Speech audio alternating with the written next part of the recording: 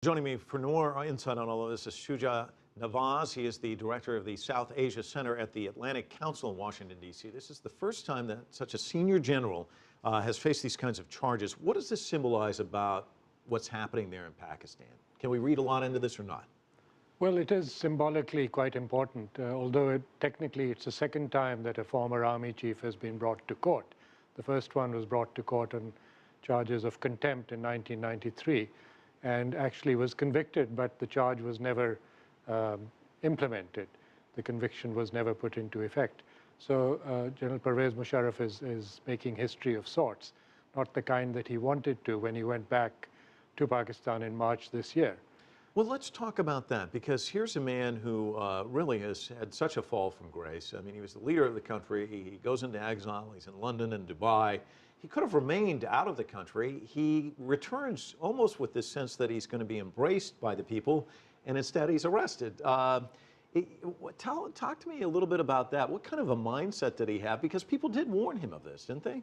A lot of people warned him against going back, but there were a lot of other people around him to whom he listened much more, who told him that he would get a hero's welcome and that his newly formed party had formed a base throughout the country and that he could actually win an election. This obviously didn't turn out to be the case. When he went back to Karachi in March, only 500 people showed up at the airport. Most of them were journalists. The Bhutto assassination happened in 2007. Your sense is there's not much of a case here in terms of evidence and that sort of thing. Give me your thought pattern on that. Well, quite literally, the evidence was washed away within hours of the assassination.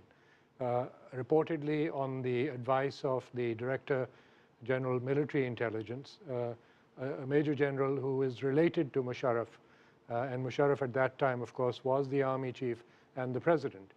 The civilian authorities washed down the road. They also washed the vehicle in which Prime Minister Benazir Bhutto was killed. And so there was no physical evidence worthwhile that was collected. Also, we have to remember that within 24 hours, the Pakistani military spokesman of the Ministry of Interior, a retired brigadier, said that they'd solved the crime, that they knew who had done it. Baitullah Masood was fingered as the culprit, and they also talked of having a tape of him conversing with the cleric, and they said they'd identified his voice through voice prints. So as far as they were concerned, the matter was solved. The blame had been shifted to the Tehreek-e-Taliban of Pakistan. Well, you know, it's interesting because Musharraf says, these are the three words he threw out, that this is false, fabricated, fictitious. But even if he were to escape these charges, there are additional charges he's facing, correct? Yes, he is. And that's what's kept him under house arrest. He has many charges against him. Even the charges now, there are three different elements.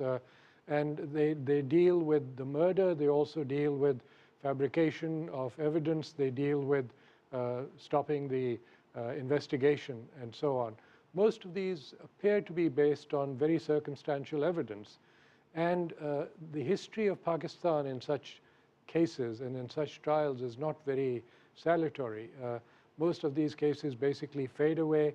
If they take a long time, this particular case could be explosive in one way, because it may end up embroiling the former head of the ISI, General Pasha, as well as General Kiani, the current army chief, because he'll be retiring in November. And if the trial is still going on, he may well be asked to come and testify. Well, we will definitely keep our eyes on it, and we'll probably have you back at that point in time. Thanks so much for joining us this evening. Certainly appreciate it. Thank you.